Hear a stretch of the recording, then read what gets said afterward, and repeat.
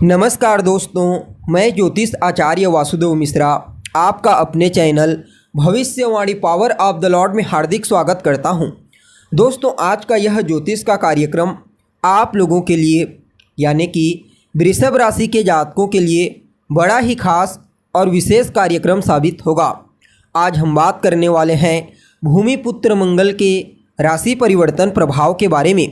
जी हाँ, भूमिपुत्र मंगल बीते 23 अप्रैल 2024 की प्रातः 8:20 पर अपने शत्रु की राशि कुंभ राशि को छोड़कर अपने मित्र देवगुरु बृहस्पति की साधारण जलीय राशि मीन राशि में प्रवेश कर चुके हैं, जहां पर आने वाले 1 जून 2024 की शाम तक गोचर करेंगे। उसके पश्चात पुनः एक बार राशि परिवर्तन करके अपनी मूल त्रिकोण राशि मेष राशि में प्रवेश कर जाएंगे।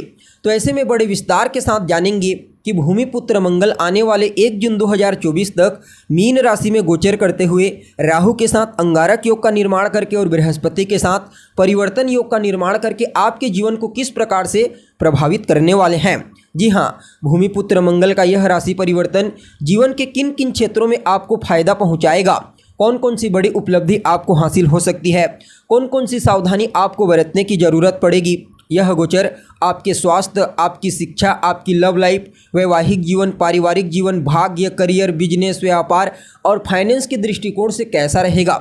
जी हाँ, यह गोचर कितना प्रॉफिट आपको प्रदान करने वाला है, सभी बातें आपको आज के इस ज्योतिष के कार्यक्रम में बड़े विस्तार के साथ बताने के लिए जा रहे हैं। इसलिए कार्यक्रम को अंत तक देखने का प्रयास कीजिए। और अगर आप हमारे चैनल पर पहली बार आए हैं तो चैनल को तो पहले सब्सक्राइब कर लीजिए। और अगर आप अपनी जन्म कुंडली पर हमसे परामर्श लेना चाहते हैं या फिर किसी समस्या का समाधान जानना चाहते हैं तो आपको डिस्क्रिप्शन बॉक्स और वीडियो के अंदर हमारा कॉन्टैक्ट नंबर मिल जाएगा, जहां से आप या तो डायरेक्ट फ़ोन कॉल के थ्रू या फिर व्हाट्सएप के माध्यम से अपॉइंटमेंट लेकर अपनी जन्म कुंडली का अध्ययन करवाने के साथ ही अपनी समस्याओं का भी समाधान बड़ी सहजता के साथ जान सकते हैं। जी हाँ, तो दोस्तों, मंगल कौन है? मंगल तो हिम्मत, शक्ति, पराक्रम, हथियार, वाद विवाद, क्रोध, अहंकार है मंगल। अपने इन्हीं कारकत्वों के चलते हमारे जीवन के विभिन्न पहलुओं को प्रभावित करते हैं। जब भूमिपुत्र मंगल कुंडली में बलवान होते हैं तो जातक को बेहद ही ज़्यादा साहसी और मेहनती प्रवृत्ति का बना देते हैं। जी हाँ, जिस जातक की कुंडली में भूमिपुत्र मंगल बली होते हैं ऐसा जातक किसी से डरने वाला नहीं, किसी से दबने वाला नहीं होता, सदैव पुरुषार्थ यानी कि मेहनत में विश्वास करता है। वहीं जब कुंडली में मंगल कमज़ोर पड़ जाता है तो उस कंडीशन में पहले तो जातक दब्बू प्रवृत्ति का हो जाता है, यानी कि मुश्किल परिस्थिति से शीघ्र घबरा जाता है, मुश्किल परिस्थिति का सामना नहीं कर पाता और उसके अंदर कार्य करने के लिए भी ऊर्जा की कमी देखने को मिलती है। इसलिए अपने जीवन में कोई विशेष ऊंचाई और विशेष सफलता हासिल नहीं कर पाता। इसलिए मंगल का बलवान होना, चाहे फिर वो जन्म कुंडली में हो या फिर गोचर कुंडली, बेहद ही आवश्यक माना जाता है। तभी इनका बेहतर परिणाम हमें देखने को मिलता है। जी हाँ, अब देखा जाए तो भूमिपुत्र मंगल का जो गोचर होता है एक राशि में लगभग 45 दिनों के लिए ही गोचर करते हैं। लेकिन जब भी मंगल के गोचर की चर्चा होती है तो सदैव मैं आपके सामने भूमिपुत्र मंगल की चर्चा एकदम बृहद रूप से लेकर के उपस्थित हो जाता हूँ। ऐसा क्यों? तो देखिए, कर्म प्रधान विश्व रचि राखा, यानी कि जो लोग पुरुषार्थ में, मेहनत में विश्वास रखते हैं उनके लिए भूमिपुत्र मंगल के गोचर को समझना बड़ा ही आवश्यक हो जाता है। और इस बार का गोचर तो अपने आप में ही बड़ा ही खास और महत्वपूर्ण रहने वाला है, क्योंकि यहाँ पर मंगल स्वतंत्र रूप से गोचर नहीं कर रहे हैं, बल्कि पहले तो राहु के साथ अंगारक योग का निर्माण करके और देवगुरु बृहस्पति के साथ जो इनके डिस्पोजिटर ग्रह हैं परिवर्तन योग में हैं। अतः मंगल का यह जो परिवर्तन है आपके जीवन में कुछ मामलों में किसी वरदान से कम नहीं कहा जा सकता। जी हाँ, बड़ा उलटफेर इस गोचर काल के दरमियान आपको अपने जीवन काल में अवश्य देखने को मिलेगा। अब देखा जाए तो वृषभ राशि वालों के लिए भूमिपुत्र मंगल का यह गोचर कुंडली में आपकी राशि से एकादश स्थान में हुआ है। जी हाँ, आपके लिए भूमिपुत्र मंगल आपके सप्तम भाव और आपके द्वादश भाव के स्वामी बनते हैं, यानी कि आपके लिए एक अकारक ग्रह के रूप में कार्य करते हैं। लेकिन फिर भी इनका यह गोचर आपके लिए बहुत ही उत्तम और श्रेष्ठ साबित होने वाला है। यूँ समझ लीजिए, भूमिपुत्र मंगल का यह गोचर आपके जीवन में एक बहुत बड़ा परिवर्तन करने वाला है। जी हाँ, कोई शुभ समाचार की प्राप्ति आपको इस गोचर काल के दरमियान होने वाली है, जिससे आपका मन इतना प्रसन्न रहेगा कि कहना ही क्या। समझने का प्रयास कीजिए। अभी आपके लाभ भाव से राहु भी गोचर कर रहे हैं, तो मंगल और राहु दोनों एक साथ हुए, अंगारक योग का निर्माण हुआ।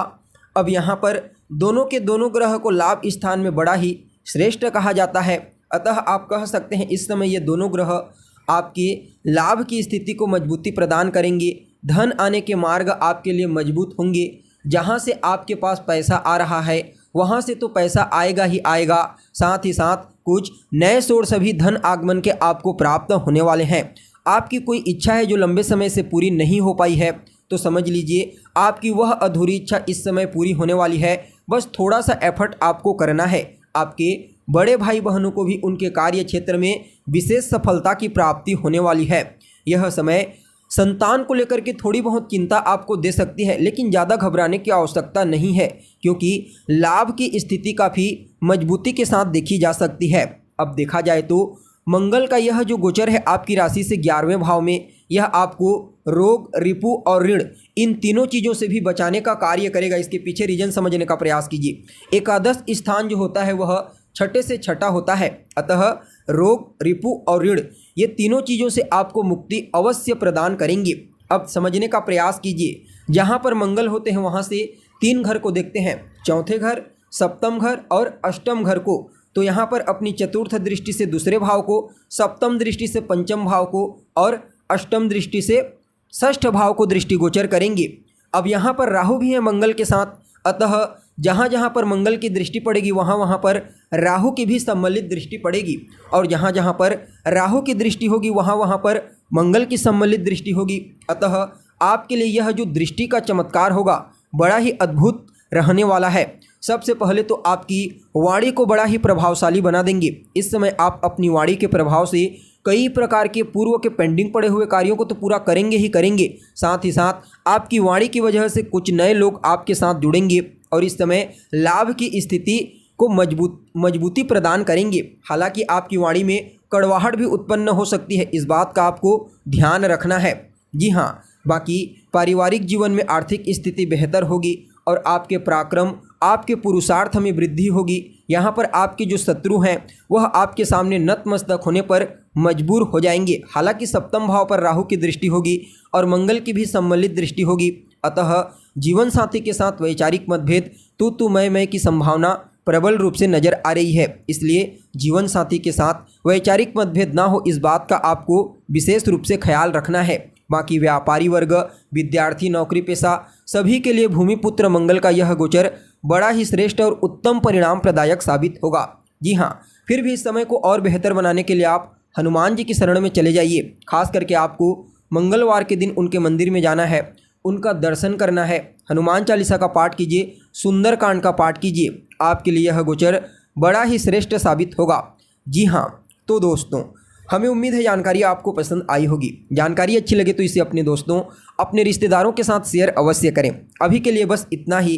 पुनः मुलाकात होगी एक नए और ताज़ा एपिसोड में। तब तक के लिए आप हमें इजाज़त दीजिए।